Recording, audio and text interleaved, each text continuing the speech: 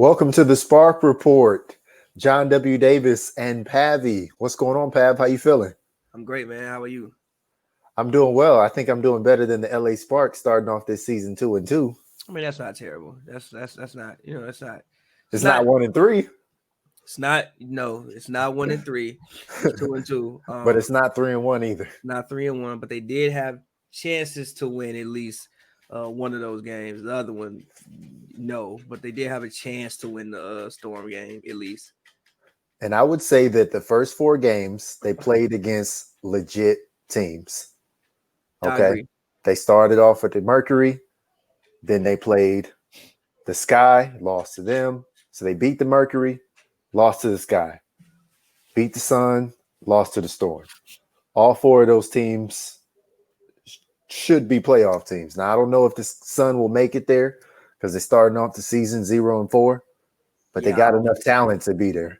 I don't think they're making it there. I mean, even though the Suns haven't gotten debacled in any of these games, they've just they just been losing. Yeah, they just been losing. Like even the misses game, I think the one that missed like the layup at the end of the game, like they haven't gotten debacle. They just been losing. But still, but still in the 22 games, I mean, you got 18 games left.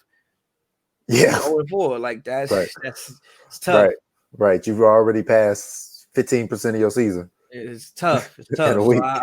So I don't really 6 more weeks left. Yeah, you like start up 0-4 in a 22 game season. I don't really know how that bodes for you. But you know what? The same way they lost 4, they could easily win the next 4 and be sitting there 500. I mean, the Sun have that talent, and if they get players back, we'll see. Because, I mean, the Sparks are going back and forth, back and forth, back and forth. And I still think that there will be a team or 2 that make the playoffs with a losing record. So they still got a chance. And I wouldn't want to see the Sun in a first-round series. I agree. Tawana Bonner and Alyssa Thomas, because Alyssa Thomas she played well the first couple games, and she's been rebounding and passing still, but her shot has been off. I mean, we know why. Yeah, we do know why. But anyway, but you know whose shot hasn't been off? There's been a couple Sparks that's been looking pretty good from the field. First of all, shout out to Nneka. Shout out to Nneka shooting 62.5%. I challenged her to shoot 60%, and she's like, all right, I accept that challenge.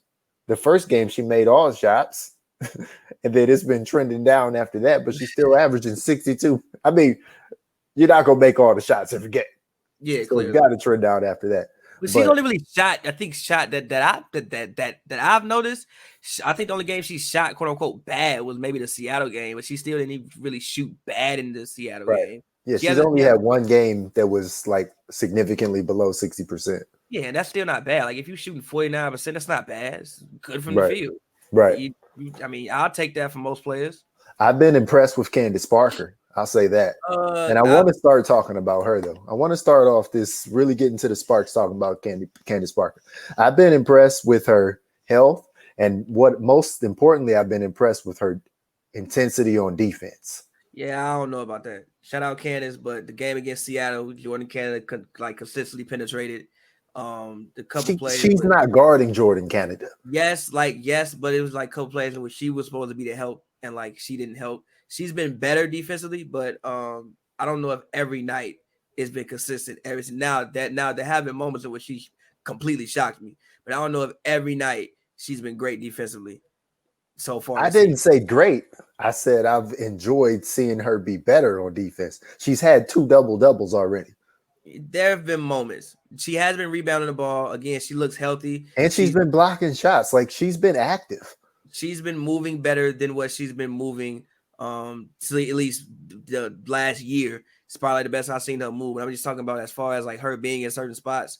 I don't know if she's been doing the best job of that consistently throughout these first 4 games. But again, I think that the whole team could do a better job defensively throughout these first 4 games. I think there's a lot of holes defensively that team can get better at throughout these first 4 games, in my opinion, personally.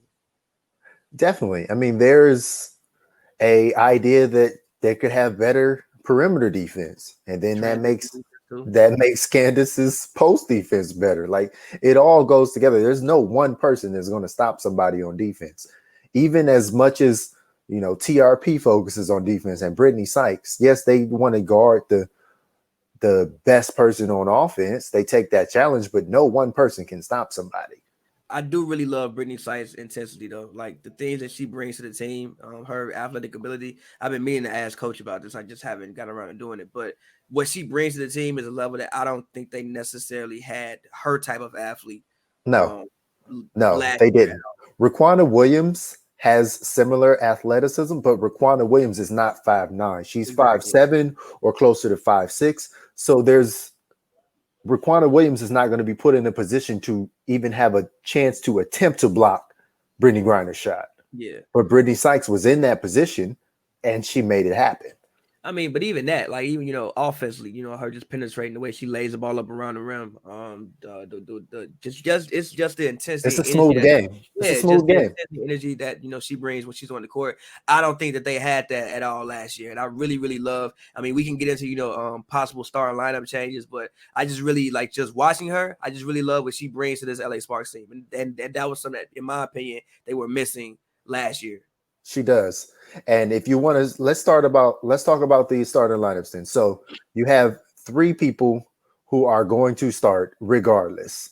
Yes, There's no way that Chelsea Gray is not going to start. There's no way that Candace Parker is not going to start. And there's no way that Nneka Ogwumike is not going to start. facts, of course. They had success last year starting Raquana and TRP along with the big three. Now they have somebody like Simone Augustus who's cooking off the bench. Do you just let her cook off the bench and enjoy that? That's a possibility for somebody to start. Then you have somebody like Brittany Sykes, who you've seen been more effective than TRP because she can play the same level of defense and give you something on offense so far. And I know TRP is in the gym on the off days working on the shot. And I know that Derek Fisher has talked about TRP can be successful on offense. We have to put her in those positions. So if I'm the Sparks, I want to put TRP in that corner or put her where she's comfortable on her little spot on the 3-point line, because there's certain spots that she can shoot from. Like, you got to plant her at those spots offensively. And then TRP's got to trust that she can pass too. Like, just because you get the ball and you make a couple dribbles and you're in the mid-range doesn't mean you have to shoot. Like, there's no rule that says TRP has to shoot. Like, you want her to still be a threat offensively, but if you can get her in those corners, making those threes that we talked about her practicing and focusing on, then that's how she can be an offense, or that's how she can be an asset offensively. But Brittany Sykes has been giving them more from the first few games. Now, is it because she's able to come in and see the game and change it that way? Or is Brittany Sykes just a WNBA starter like she's proven she was for the Atlanta Dream? The same can be said for Sydney Weeks. Sydney Weeks proved to us last year that she can be a starter. And when she's on the court, she has a good plus minus. You may not like exactly what she's doing. If you're a fan, you may say, oh, well, Sydney Weeks doesn't look like she's doing anything out there. But she's doing something because the team scores more points than they give up when she's on the court. I mean, I was a component of, advocating for Sydney to start anyway. Like, I just think that she does some of the things that other players don't do. Like if there's a loose ball, she'll die for, the loose ball. She has a good shot. Even her pull-up three has gotten much, much better. She can also handle the ball. Like this season, she's been handling the ball much, much better than what she was last year. So I'm and again with her handling the ball, that also helps Chelsea. Also, Chelsea doesn't have to run point guard every single time down, even if Sydney is in the game, because again Sydney has gotten better with handling the ball. Like you said, you can't argue with her with her plus minus. Whatever she's doing, she's never the one with a negative 12. She's somehow always plus. Even last year, I can remember certain games she played 12 minutes and be a plus 24. How that happens, I don't know, but it happened. Right. I can't. So whatever she's doing has a positive impact on somebody. So I was always an advocate for Sydney Weeks starting anyway. Like I just think that, with having Chelsea and Candace and Nneka in the lineup, I think you have enough scoring and enough option. Like you have a 1, 2, and third option right in the starting lineup. I think you need two other people who do everything else. I think I'm not going to close the book on TRP starting right now because, again, I think TRP is still a elite level defender. Now, obviously, she may miss some shots here and there, but I think even for TRP, even if she's missing shots, it's more important to take some shots she should take. Like, if it's open, you have to shoot it. Like if you get the ball in the corner, don't hesitate, wide open, shoot it. Because if you don't shoot it, now that messes up the offense. We swinging it back around. Now we trying to find like another good shot that we already had. And also, like you said, you can take 2 dribbles and you can pass. She obviously has to be active, but my thing with her is defensively, she has to impact the game. I don't even know if defensively she's been impacting the game so far the way she was last year, in my opinion. And again, it's this literally the first 7 days of play. 7 days. So you got to give these players like time to really work themselves into that top elite basketball shape, because everybody didn't play for 4 months. Of course. Every single person did not play for 4 months. Of course, which is why I'm not going to close the book on nobody starting right now at all. Like, right. It's been 4 games. They played 4 games in basically the course of a week. What was it? 4 games in 7 days. 4 games, Saturday 7 days. Saturday. You know, like even though you're not traveling, you still playing full on elite level competition basketball game. You got tired legs. You know, people haven't really got you didn't even get no practice time. Like, right. That's what I was going to say. I think they're missing practice time. Yeah, like as much as important as it is to recover in the beginning of the season, because you're trying to create a situation where everybody remains healthy, which they've done so far, other than Marie Gulic, who hasn't played yet, who has consistently been out with her ankle injury, although she is practicing at some capacity. So barring her and barring the fact that Taya Cooper and Christina Nigwe both had non-COVID-19 related illnesses. I have to say it like that. No, because when they said Taya Cooper out for illness, I'm like, so is she sick or is she sick? Right. Like, and that's the age we live in now, is you have to clarify that illnesses are non-COVID-19, not non-COVID. Yeah, non-COVID-19 related. So you got to say that. So it's non-coronavirus. And then you saw Taya Cooper come back and make an impact. But yeah, like I don't see a situation where, unless Chelsea Gray needs to sit out, that Taya Cooper is going to start. Yeah, but I can see situations where any of those 3 people you mentioned, you can make a case for Sydney Wee starting. You can definitely make a case for Brittany Sykes starting, and you can make a case for Simone Augustus starting. But I love Simone off the bench though, because Simone Augustus versus second team, that's buckets. So I don't want to change that.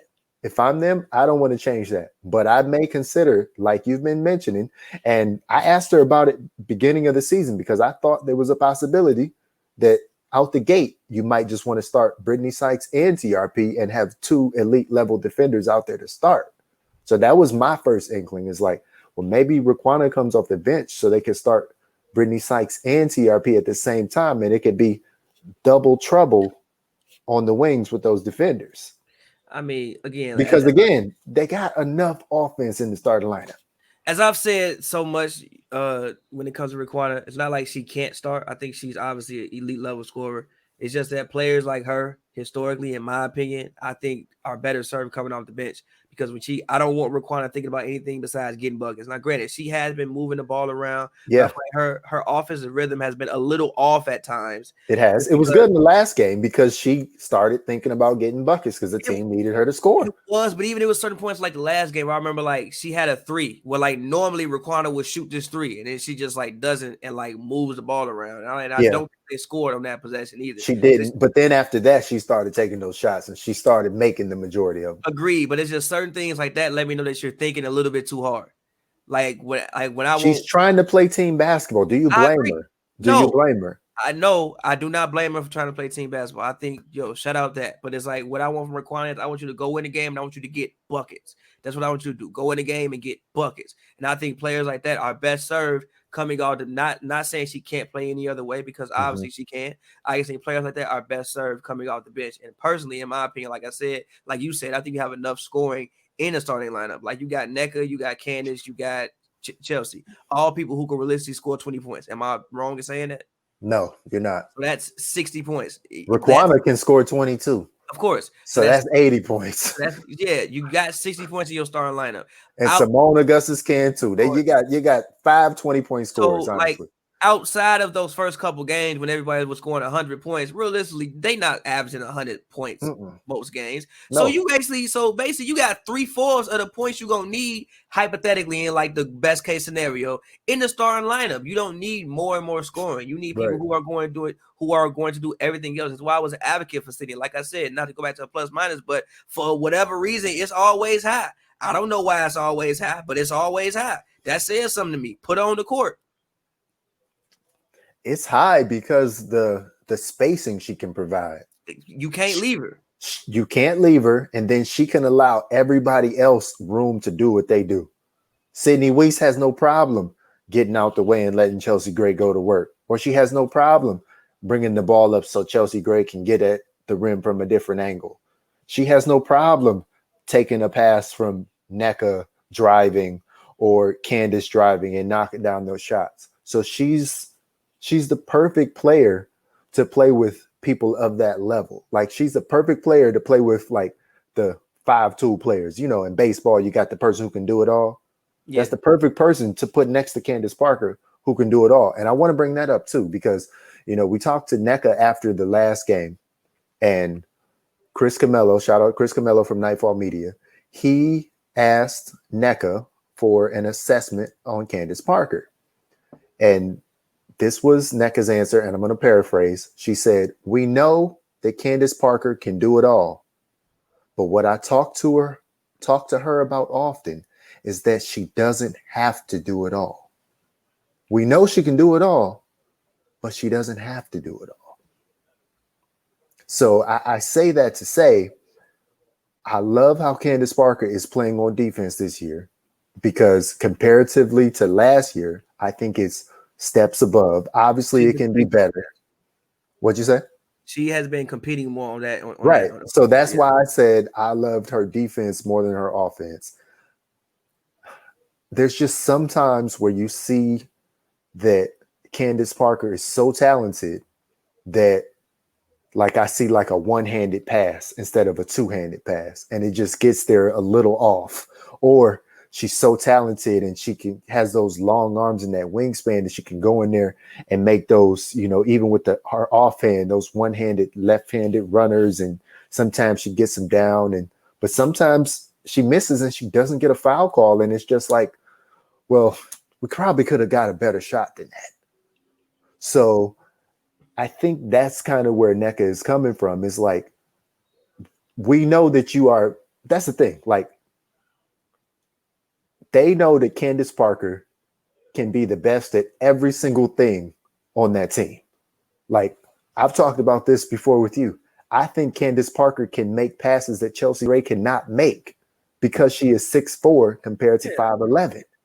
So if Candace Parker can arguably be just as good or better passer than Chelsea Gray, then she can dang near do everything else on the court better than every other player. But she's got to keep it simple. You see how simple NECA plays her game? Yeah, but that's why she's successful. Like, she really imagine if Candace Parker played her game that simple. Yeah, but that's not really her. Like, she has. It's not her, but why not? Yeah, but Candace, like, but when you do that, you would kind of like take away from some of Candace's versatility. And like, you love her because, again, she is so versatile. Like NECA, she is I do this and I do this well. She don't even, the reason why she shoots 60%, she don't even shoot shots she shouldn't shoot. I never seen NECA ever shoot a shot that she shouldn't shoot. Right. Why can't other players do that? Because there are players on the team who I do think do that. Like, I think that, for instance, Sydney. I don't think Sydney, for the most part, doesn't take shots that she shouldn't shoot. Even like a TRP, for the most part, I don't think she takes shots that she shouldn't shoot. I think sometimes she doesn't shoot shots that she should shoot, but I don't think she ever takes shots that she shouldn't shoot. Candace, the way her game is, like, you have to allow her freedom. You have to allow her freedom to be her. Now, yes, there are certain times where she can rein it back some. Like, you could have just made a regular chest pass. You didn't have to make the little one-hand pass. You didn't have to do that. Or even when, it was like 3 or 4 of those against the Storm. Yeah. Or like, I'm watching this game and I'm like, okay. Yeah. Or like, even when she caught it with one hand and like put it back up, it's like, you don't have to do that. You could have like caught it and did like, but that's just Candace. You have to allow her the freedom to be her. And I don't think you want to like rein her in too much. Now, obviously, at certain times in the game, certain spots where it's like, yo, it's under 2 minutes left. Let's keep it simple. But it's like you don't want to rein her in too much. You have to allow her freedom and creativity to be her because that's who she is. She's also in year like what, 15 now? No, not that many, but she was drafted in 2008. So it's what year, 13, 12, 13? Yeah, something like that. Like you're 13 now. But here's my question then. So you talk about allowing her all this freedom of creativity, and I can definitely say without a doubt that Candace Parker is back in this 2020 season. But with that freedom of creativity you're talking about, do you think that's because she's too talented? Yes. I think that's what happens to a lot of players who are too versatile. It's just like you can just do a lot. You know, I think that's sometimes like I'm trying to think of a comparison to who I can think of. It's like And while you're thinking, I'll pick it up. So, and I asked that question because I look at her game and I'm like, man, if we constantly talk about Candace Parker can do it all. The coach says it. The other players say it. The other people on the other team say it. The fans say it. She says it. Like everybody says this about Candace Parker. And then I see that, you know, there are times when Candace Parker is on the court by herself, when her role is to be in the positions that Nneka Ogwumike is in. And I see how Candace Parker gets such easy baskets when she just plays simple basketball, uses her 6'4" height with a wingspan that is clearly way more than 6'4".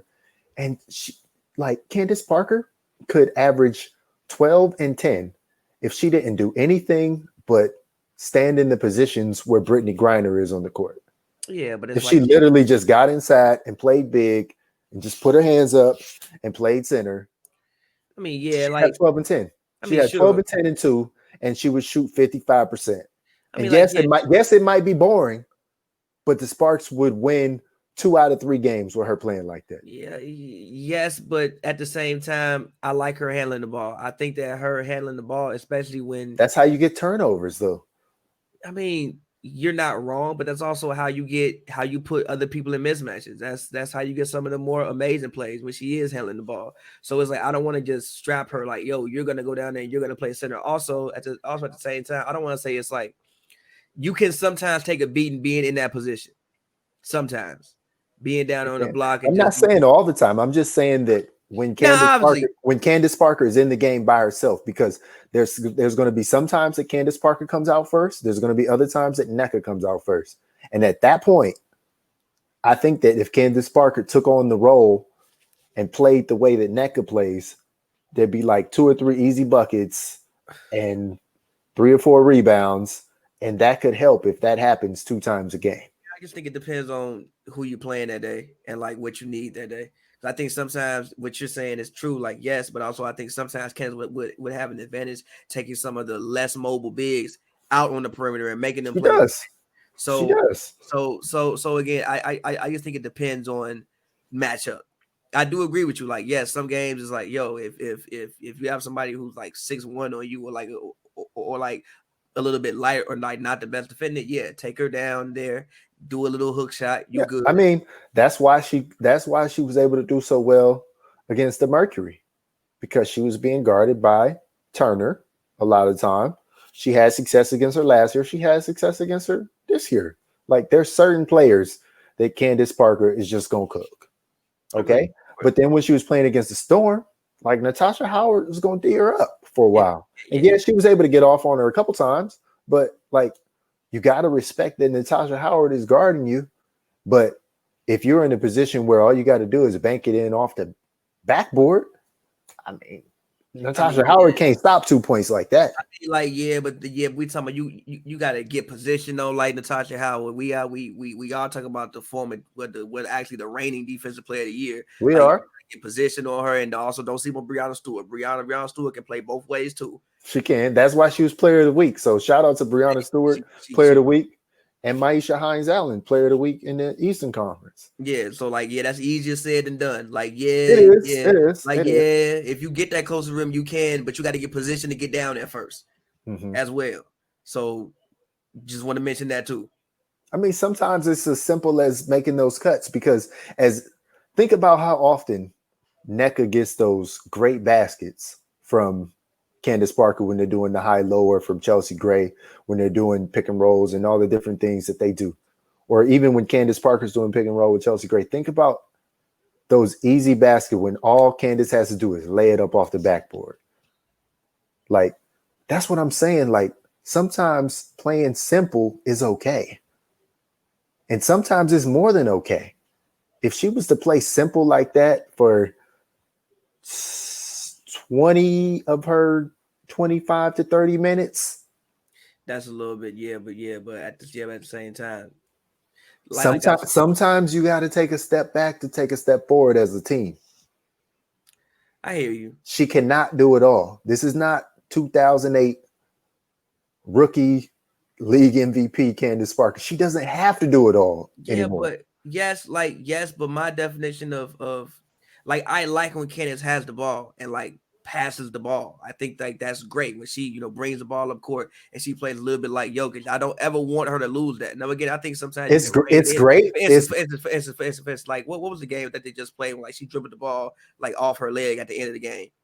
The Storm game. Yeah, the Storm game. Like, like, calm down on that. But again, like, I like when she is at the top, passing the ball or like setting the offense and bringing the big up. I like when she does that. But again, I'm with you. At some points in times, you can like, whoa, really? Then you could run a play there. You don't have to just take off. You could run a play there. You could do things like that. So the reason I say that is because Candace Parker is so versatile that she can get hers different ways. But there's only certain ways that Chelsea Gray is going to impact the game. If Chelsea Gray is going to be her all WNBA self, she's got to have the ball more and she's got to make assists. Simone Augustus talked about this. She said, there's this talk of Chelsea Gray being, if not the best point guard in the league, one of the best point guards in the league. She's like, if you're going to be the best point guard in the league, you got to get your assists up there like Courtney Vandersloot. Like, you got to control the game like Courtney Vandersloot does. Courtney Vandersloot is getting 10 dimes a game consistently. Chelsea's got to control this. And she can't just get to the point where, the ball been moving around. And then she's like, well, nothing's happening. Now I got to get a bucket. Like, no, you got to create these buckets with these passes. I also think one of the issues is she needs to start shooting the ball better, because what I've noticed is teams are going under every single screen, like under every single screen. I think she needs to start shooting the ball better and put more pressure on the defense. Either switch that or come out there up on her, because right now they're going underneath everything. I think I've only seen like once this season. It was when she had a turnover because she just didn't expect it to happen, in which I think they like switched it and like trapped her. That was with the Seattle game. Usually they're going under everything and she's not shooting it. I think if she was shooting the ball more and also like she was shooting it better, it would put more pressure on the defense to come out and get her, and then you can run pick and pop and things like that, or even you like have to switch it. Then you get a mismatch in the post, and then you would get that mismatch with a Candace, or you would get that mismatch with like a NECA or whoever they're running the pick and roll with. I'm with you. I do think she needs to start passing the ball better and be more commanding of the game. But also, I think part of that is she needs to start actually shooting the ball. Well, if she needs to shoot the ball more, then what she needs to do is what we saw her do at Staples. Chelsea Gray is a really good, deep three-point shooter. You don't have to be right up on the line. Like, if they're going to switch under, and if she's, I don't know, 3 feet behind the line, shoot it. That's what I'm saying. Like, she doesn't have to be right up against the line to shoot. She's proven that she can shoot those deep threes, kind of like we've seen. I don't want to say as deep as Sabrina Ionescu. And shout out to Sabrina Ionescu. I hope you get better very soon. That really, really sucks for fans and for the league and for everybody. But you see, I don't want to say I was right, but this is exactly why They do TV options. When you have a team like that, you give yourself the option to not air all the Liberty games later in the season. They That's why deflect they made it flexible. That's why I games off see. TV. That's why they made it flexible because yes, the Liberty are going to be playing other great teams, but sometimes there's going to be a better game where it's just two elite teams versus each other, rather than we get to see the Mystics or the Sky play the Liberty. Not even that. If Sabrina not playing, nobody wants to. I'm sorry. No disrespect to anybody who's on the Liberty, but I'm sorry. If like Sabrina is not playing, we're not tuning in to New York Liberty games. I'm sorry. We're not. No, you're right. I mean, what it is. Like I'm sorry. That's look. They can ball. They got some players there. There's no disrespect to nobody. But we come here to see Sabrina hoop. Now I will say this about the Liberty. I see how the Liberty's offense under Walt Hopkins is creating open shots. Oh, yeah, for sure. It's creating open shots, especially for the big players, somebody like Kia Stokes. This is literally her first year shooting three-pointers in her whole career. She had three three-point attempts before this season, period. Yeah. So it creates open shots. So down the line, I could see them being like a little Mystics, but not right now. Yeah. But not right now. Now, even the way she got hurt, I think when I was watching the game, I was like, yeah, that's a bad pass. And he kind of passed it to her like in traffic. And it just like looked, even the way it just set up just like looked weird. Like I'm with you. I think they have the pieces to be a good team in time, but right now they have the system to be a good team. Yeah. I don't know about the pieces yet because we still got to analyze these 7 rookies they got. Half of them probably not going to be on the team next year because like they have Asia Durr isn't there. Han Shu isn't there. You know Han Shu is going to be on the team when the owner is Joseph Tsai. He's going to have Han Shu on the team. Like they're not about to cut a 6'9" player from China. 6'9" player. They're not. Yeah, of course. I'm being realistic. Like they're not going to cut her. It makes sense marketing wise too. Like right. That's what I'm saying. Marketing wise, it makes sense. It makes sense. Keep her. Right. So you're not going to cut her. You want to have that size too. Like that's a different dimension. There's always a different dimension when you can have a player that is 6'7" and up.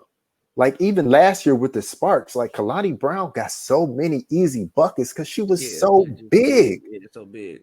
They don't have that this year. Maybe Marie Gulich can use her size at like 6'5", getting closer to 6'6". To maybe get some of those easier buckets just based off size, but it's not the same. When you're 6'7" or 6'8" or 6'9" and above, like you're going to have like 3 or 4 easy buckets every game. Now, will you connect on them all? That's up to you. But you're going to have 3 to 4 easy shots. Yeah, you're gonna have the opportunity for 3 to 4 easy shots every single game because you're just so much taller. Yeah, they're just so much taller. But okay, so I like the way NECA is playing this year. I like what Candace Parker is doing. We talked about how she can improve and incorporate herself.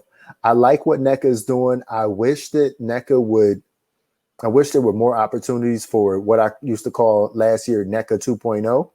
Mm-hmm. I wish there was a little bit more opportunity for NECA to shoot those threes like we saw it in the beginning of the season, but we haven't really seen that lately.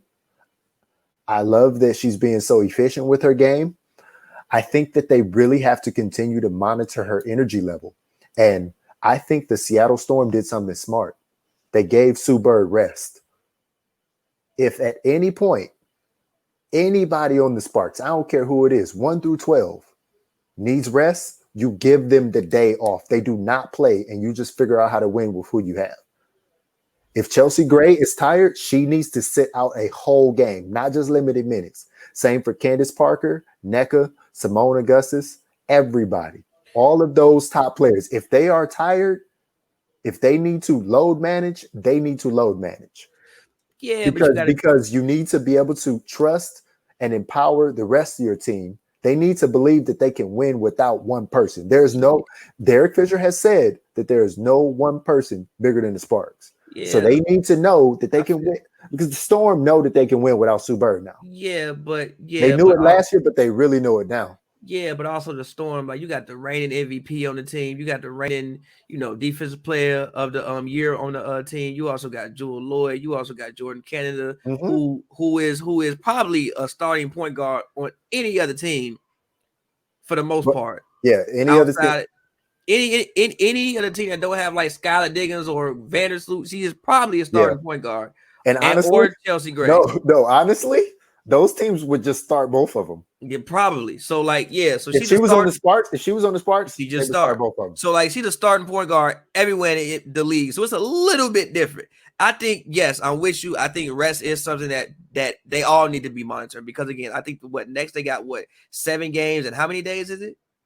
I think it's 6 games in 11 days. Something like that. So it's crazy amounts of time. You're not gonna get much practice time, even though you do get that one day off. You can still tell like fatigue and legs is a thing. But I think strategic rest in a 22 game season is important because again, you don't have many games to trick off. So again, you playing the Fever, somebody tired, okay, sit down.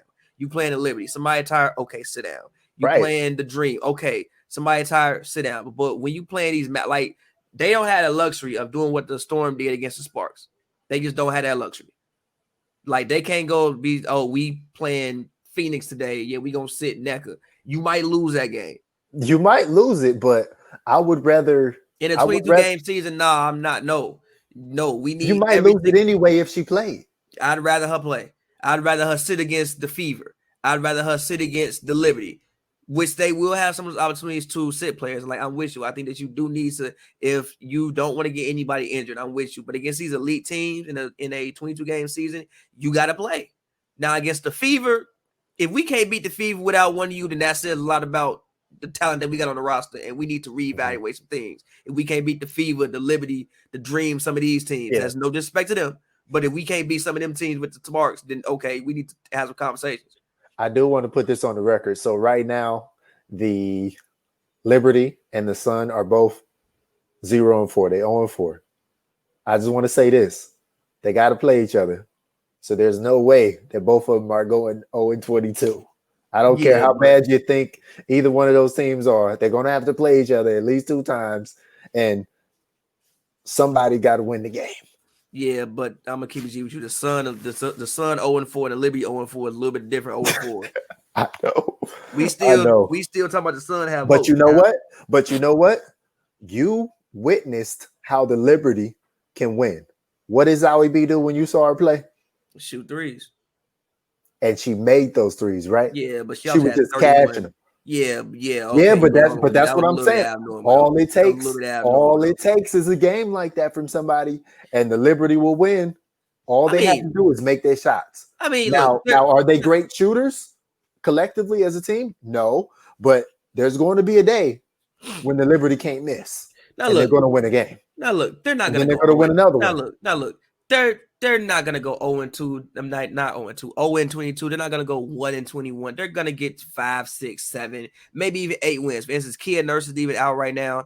I even think that Sabrina 8? being there. Nah, Liberty not getting 8 wins, bro.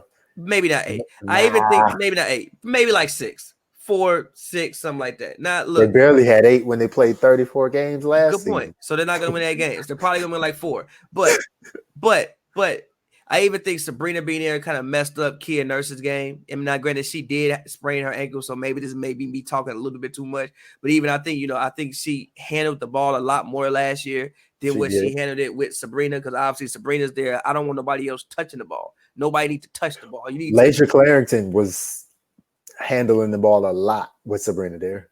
So there will be opportunities for Kia Nurse. Yeah, and if I was the coach, I'd be like, get the ball, Sabrina.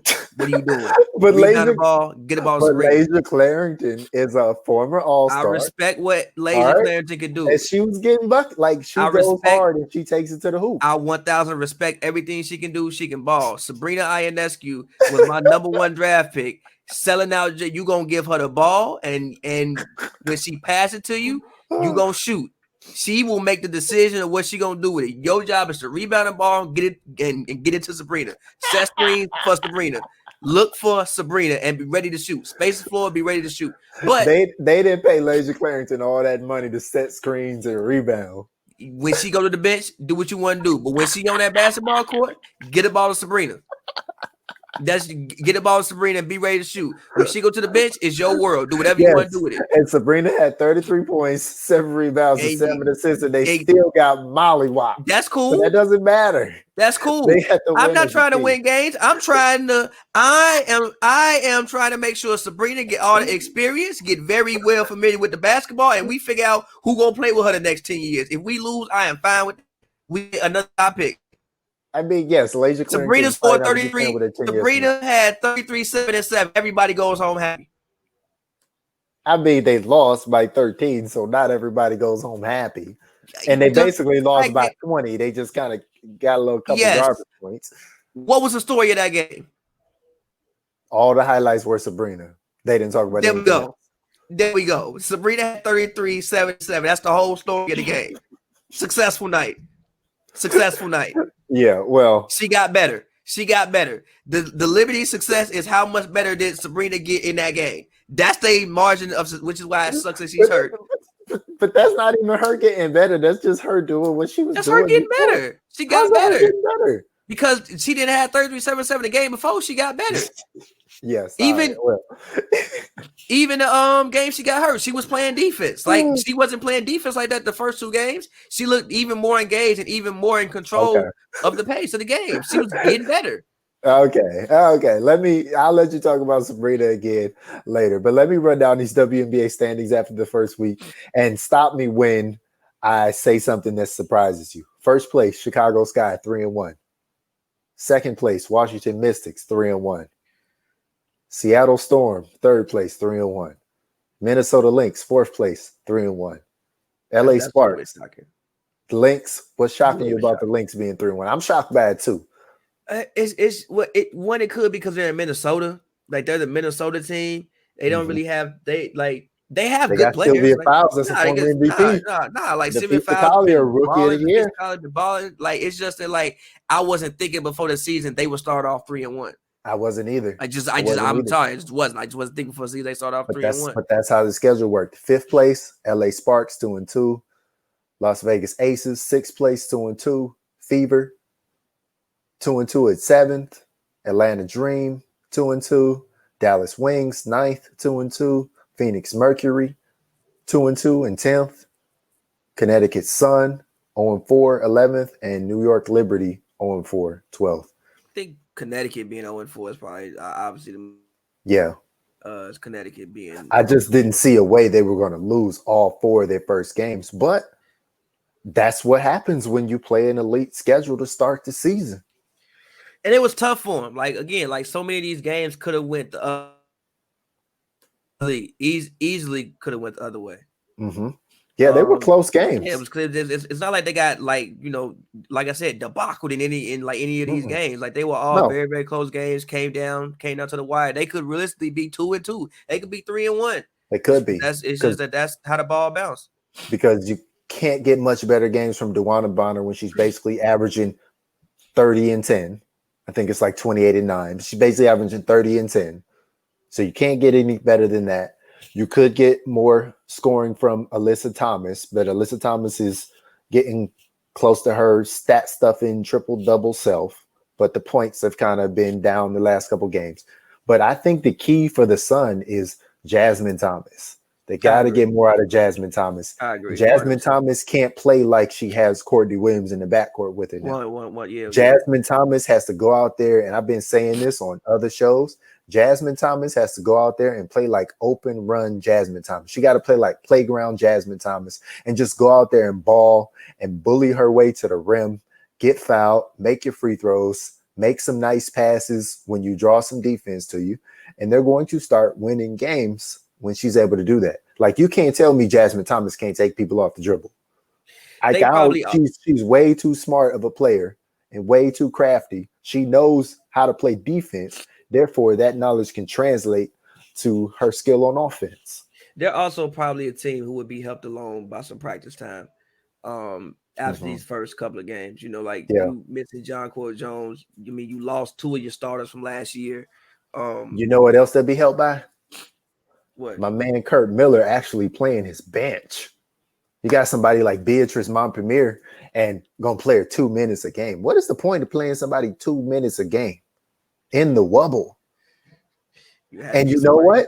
And you know what? In those 2 minutes, I could have swore it was Chinea Gumike on the court running up and down there. She looked good athletically running down. I mean, she can run, she can move, and yeah, she may not know how to do everything you want her to do, but I mean, he hands up.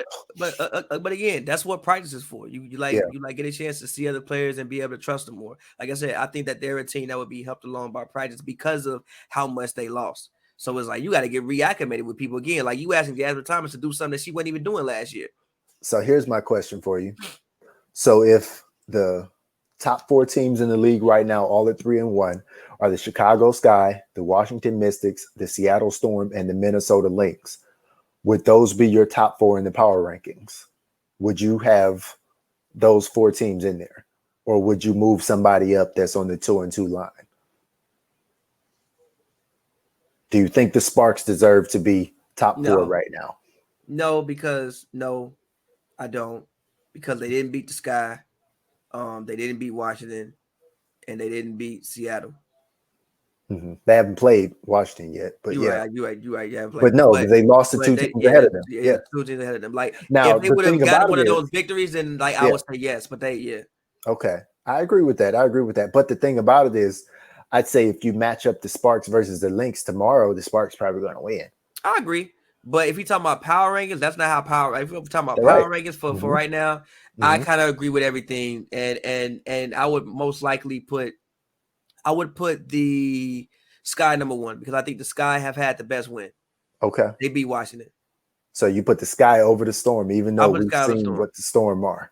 Yes. I think the Storm are a better team, but I think that the Sky have had. So you got Sky at 1. Who you got at 2? The Storm, and then the Mystics. Then the Mystics, and then would you have the Lynx at 4? Yeah. Okay. But but like I said, Sky. I mean, it was close. Came down to the fire, but the Mystics won that version 4-0.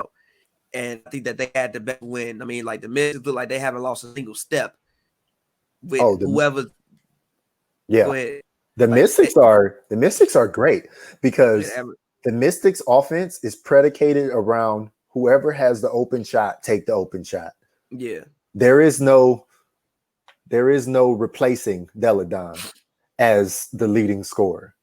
It's literally if you're open, shoot it.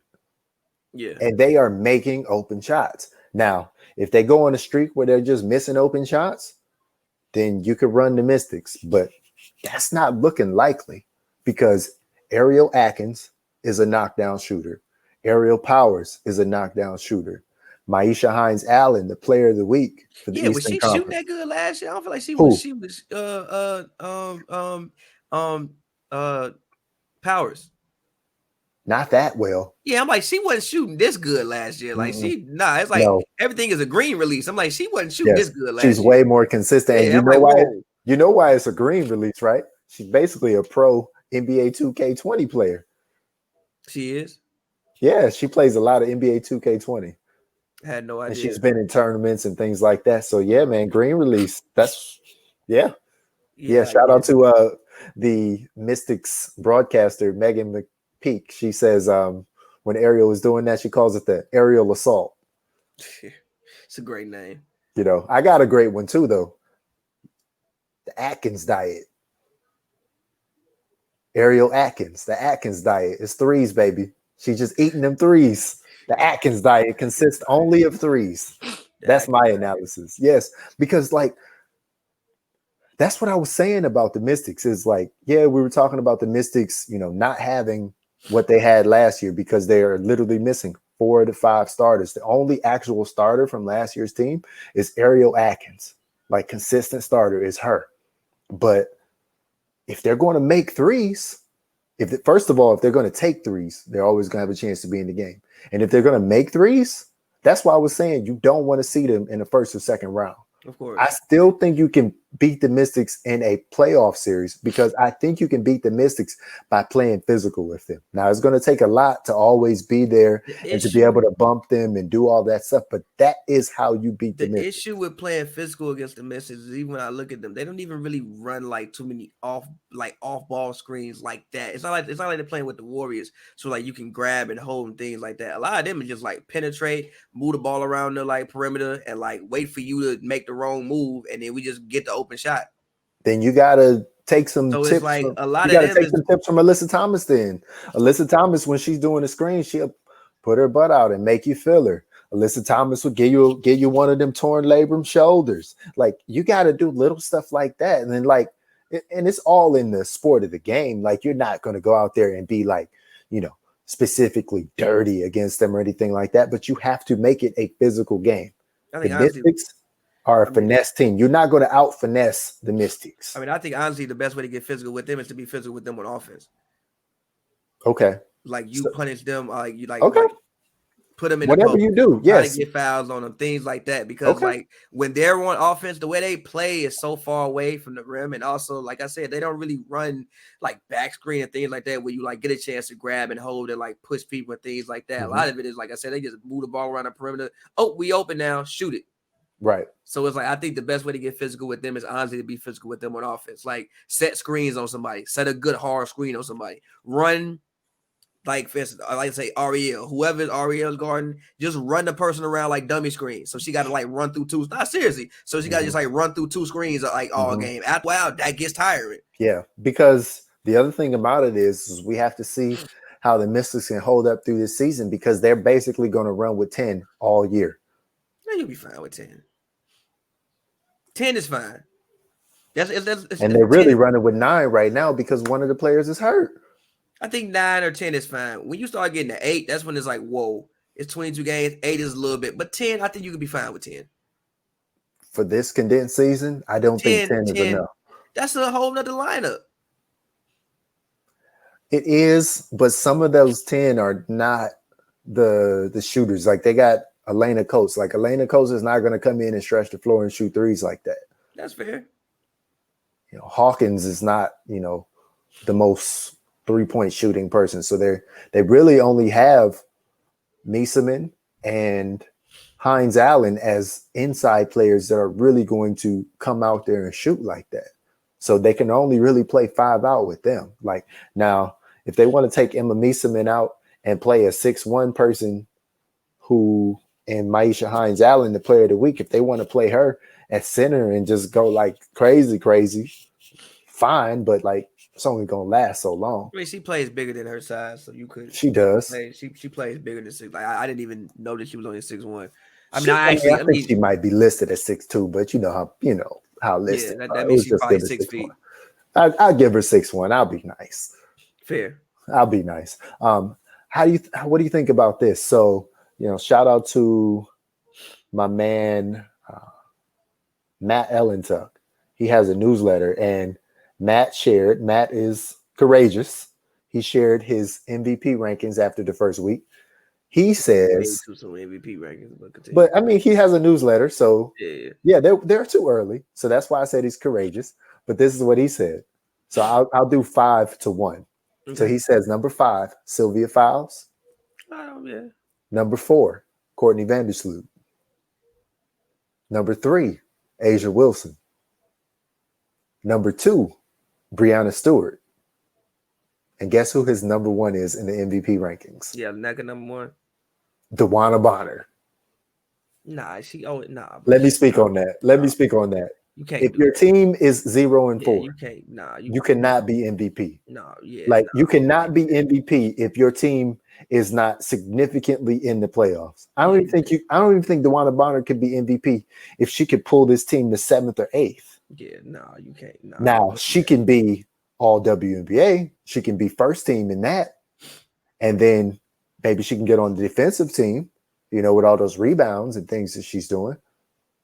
Like she can be lauded as one of the best players, but MVP. Yeah, nah.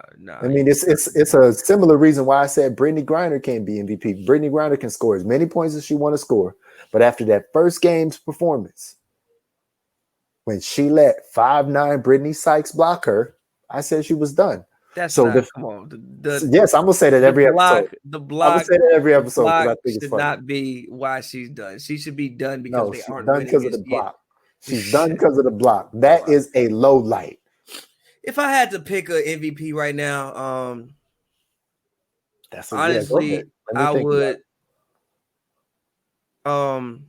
Before I say, let me look up her stats too, because I have two I opinions. say I got one there. I would probably just go back to the 2018 MVP, Breonna Stewart. That was honestly the first person I was thinking because about. that is now arguably the best team in the league. When last year they barely made the playoffs and went out in the second round. Like that's what most valuable player means to me. If I it's had not to rank the best player.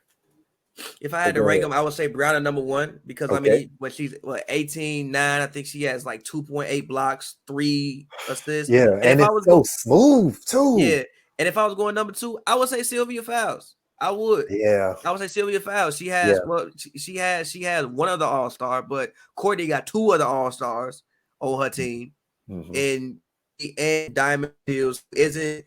But I mean, she has a knee issue right now, so she's not having a breakout season I thought she would have. She's still been solid, like she's been out there, like but Copper has been really good though. Copper has been filling it. Copper has looked like the Shields on the court. Yeah, she's been in that game she played against the Sparks. She was destroying the Sparks. Let me hold on. Let me speak on that real quick though. So I just want to give James Wade a lot of credit with the Chicago Sky. Because think about it like this. This is how integrated James Wade is into the Chicago Sky, not only in the WNBA, but outside of the WNBA when they go play overseas. So this is what he does.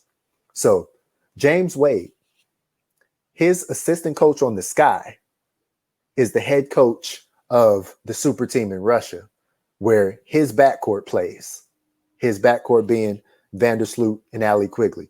And James Wade is an assistant coach on there. So he's able to coach them year round. Okay. So that's 2 players that he has full impact on. And then he takes a player like Kalia Copper when they gave her a bag, they paid her all this money. And then guess who her coach is in France in the offseason overseas? His wife. So James Wade has his wife coaching one player, he coaches another, and then the assistant coach who comes over to continue the synergy is the head coach of the other team. Like it's all in the family for them. So like that's why I call them that Russian team. That's basically Chicago Sky East. You could tell though, like even like some of the actions that they ran in the final minute of the Misses game were like great plays. Like I'm like, get the ball to Diamond, get the ball to Diamond. You know what? Never mind. Let me just shut up. Because that was actually a greatly ran play. I have nothing to say about that. That was a greatly designed play. Shout out James Wade. So I think even his play calling is something to marvel at for me this season, personally. And you know what? And I have to amend something I said previously. I said that there's no way that Courtney Vandersloot could get a Steve Nash MVP when she had Diamond DeShields on the floor. But you know what? Diamond DeShields ain't really been on the floor. And Courtney Vandersloot is still doing her thing. So if this keeps up, if you have to pick the most valuable player on the Sky right now, you have to say it's Courtney Vandersloot. And if the Sky end up being the 1 or 2 seed, then maybe she needs to be MVP of the whole league, MVP of the whole wubble. I don't know. But I think the MVP is going to have to come from, like you said, one of those top teams. And if right now the top teams are the Sky, the Mystics, the Storm, and the Lynx, then it's Sylvia Fowles, Breonna Stewart, Courtney Vandersloot, and then the Mystics, their MVP is the open shot. So I can't give it to one of them in particular because I don't think one of them is going to rise above the rest. They got a quadruple right now. I was going to say they have a trio, but they got a quadruple in Powers, Atkins, Hines Allen, and Meeseman. Honestly, to keep it G with you, like, yeah, it's Courtney Vandersloot, and then on the Sky, Shanae Parker so far this season. Mm-hmm. Yeah, CP been balling. So if I got it, yeah, you right about that. Like if I'm gonna give it to somebody like Courtney Vanderstue has to be in the rankings, but again, I would just say right now, if I was doing my rankings, Breanna Stewart would be number one. For I what? know. Yeah. For the fact that she's doing this, she look like she never got hurt. Right. Like she don't look like she look like she never got me. She like moving really well. Even but imagine if really imagine if for some reason the storm starts to falter and the Sky are just there. Yeah, what it is. Then it's gonna be Vandersloot. We're gonna be looking like, oh, Courtney Vandersloot is the MVP. Or Sylvia. I mean, like when you look at what Sylvia is doing, especially with the fact of especially with the fact I think this was expected. I don't see the Lynx as a top 3 team at the end of the season. Either. And that's where the MVP is going to come from. I don't either. But I'm just saying with the fact of like I think the Sky are expected to do whatever they do this season. And if they don't do it, it's a disappointment. Like people are picking them to go to the finals. I also think that's a realistic finals pick, the Sky. But if Sylvia can keep the Lynx as competitive as she's keeping them, and like even if they're like third, or even if they're like finished like fourth, if she continues to have a season that she's having, I don't think people expected this out of the Lynx. Like if you'd have polled people beforehand, I don't think you would have got answers from the Lynx. Right, and you know who's coming back for them soon? Odyssey Sims. So they're going to get a guard, which they need. They're going to get that back soon. And yes, I could see that, but more realistic for me is if Sylvia Fowles keeps this up, then she is the best center in the league. Therefore, you put her on first team, all league, and then she's trending towards getting Defensive Player of the Year right now in my book. Fair. Because Natasha Howard has been what I've called the quiet storm. She's working her way back into shape. And Natasha Howard is not going to have time if she still needs another week or so to get herself into basketball shape. She's not going to have a time to do anything in 5 weeks that's going to change the mind when Sylvia Fowles straight out the gate has been doubling. Yeah, in a year when Sylvia Fowles broke the rebounding record, all-time league record. In the second game of the season, she broke the record. Yeah. So every game she goes out, every rebound she gets is setting a new WNBA record for all-time rebounds. And you help your team make a top seed in the playoffs, significantly in the playoffs. It's just got to be some player of the year. If it's not MVP, it's defensive player of the year. Yeah, and I think the Sparks end up canceling each other out, which is the issue for anybody on the Sparks. I think they'll end up canceling each other out. So it's hard. It's hard to rise above on the Sparks. And then you say that, then I think it's hard for somebody to rise above on the Mystics too. The Mystics could only lose 4 or 5 games this whole season. But there's not going to be one person that you say is the MVP. I don't. Yeah, because nobody is having a outrageous because it's not going to be Mieseman. I said that was my too early MVP. It's not going to be her because she is helping create the open shots via spacing. She's not getting the open shots. Nobody is having an outrageously enough individual performance where you could pinpoint like, yo, this person. Like Hines Allen had that one game. She had a game that was outrageous, but no. But for the most part, for them, it's been a team effort for them. Right. Now, if somebody was going to rise above on the Mystics, I have to give it to my shooter from Detroit, Aerial Powers. Yeah, I was gonna say I could see her if the open shots came to her more. I could see her averaging like 22, 23 points a game. If DeWanna Bonner can basically average 30, Aerial Powers can average like 22, 23 with all these open shots she's getting. She's like that was close to 30 the whole season though. Who, DeWanna Bonner? Yeah, she's not close to 30 the whole season. She might. Yeah. Bonner ball, baby. I think it's gonna drop to about 21, 22. No, not that low. She might drop to 24.9. Okay. But she's already played 4 games basically at 30. You know how that's going to skew? You know how low her scoring average would have to go to get down to 21? She'd have to have some 10-point nights. She's going to have a couple 12, 13, 14-point nights, yo. She's not going to way too many shots for that. Way too many shots for that. A couple. She'll be off one or 2 games. Yeah, you know what happens when she's off? She's getting fouled and she's getting free throws, and it's still going to be 15 points. Fair. I might give her 1 game below 15 points this season because we're only talking about 18 more games. We'll see. I don't know, man. DeWanna Bonner is cooking. I feel bad for her though, man, because it's all that's going for naught. It's Yeah, not she's going getting for bet. naught. They're It's going in. for naught. It's not going for naught because not like I said, it's not like it's not like they're getting destroyed in these games. They're still in the game. They usually still have a chance to win at the end. They just have to eventually somehow find a way to actually turn these losses into victories. It's going to be hard when everybody is playing 38, 39, 37, 40 minutes a game. It's going to catch up with you. Yeah. It's going to catch up with you. So I don't know. But we'll see what the Sparks can do this upcoming week. I'd like to see what, Christina Nigwe and Rashonda Gray and Marie Gulich can bring off the bench. I definitely think they got to get some more production from inside players off the bench. I don't know how long you want to have Simone Augustus playing the 4. I don't want to do that every single game all season for the rest of the season. Yeah, it's a great look offensively, and yeah, she's getting buckets, but there's going to be some times when the 4 on the other team is Brianna Stewart height or Azurá Stevens height, and as great as Simone Augustus is, she's not going to stop somebody that's 4 or 5 inches taller than her. That's tough. So you want to see some more production, in my opinion, from those inside players off the bench, those young ones, because they want it. They're fiery. And Christina Nigwe is active, very athletic. You talk about the athleticism of Sykes.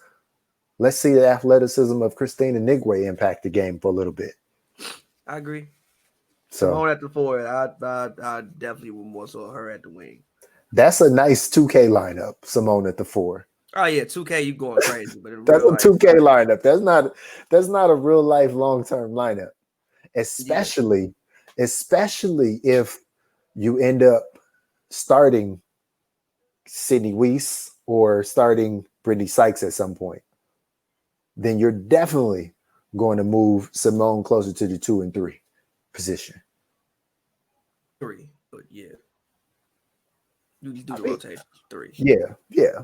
3. Well, if she was on the court, this is how she would play the 2. Let's say she was on the court with it was just her, it was Simone, Taya or Raquana as the other guard, and then it was TRP and then 2 post players. You're gonna have to have Simone run the 2 there. You're not gonna put TRP at the 2. Wait, didn't you just say Taya Raquana? No, Taya or Raquana. I'm saying if you have one of those as your guard, as your ball handler, and then you have Simone, TRP, and 2 other post players, you got to play Simone at the 2. Yeah, I don't think you run that lineup though. Probably not, because I'd like to see Taya and Raquana. Yeah, I'd rather Taya Raquana and then put Simone. Taya, Raquana, and Simone. That's some pressure right there. Yeah, I'd rather do that. I wouldn't run another lineup. But okay. All right. But let's leave it there for the day. Yeah. Let's. So this week the Sparks. Let me look at the Sparks schedule. Let's. What do you? Let me look at the Sparks schedule. Let's give our what we think. Okay. Their record will be at the end of this week, and then let's leave it there. This week, okay. But they have 3 games this week. So they got the Fever on Wednesday, they have the Aces on Friday, and they have the Lynx on Sunday. Well, that's technically a new week, but we're gonna say it for this week. Yeah, we'll count it as this one because it's before the next episode. So I'm gonna say they're gonna win 2 out of 3 of these games. Which games?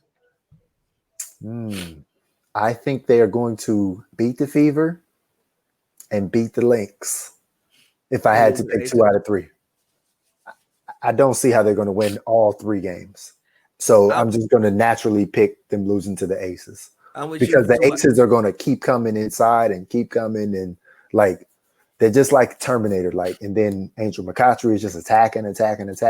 But I could easily see them losing to any of those 3 teams and winning the other 2 games. But that's what I'm saying, 2 out of 3. If they get 2 out of 3 and they end up 4 and 3 coming into the next week, I think that's successful. I'm with you for 2 out of 3, but I think the 2 that they'll win is the Fever and the Aces, and I think they'll lose to the Lynx. Ooh, that's gonna be tough if they lose to the Lynx, because the Lynx will be creating a lot of separation in the standings. I think that with tiebreakers and stuff. I think that the Sparks can outshoot the Aces because the Aces I see that.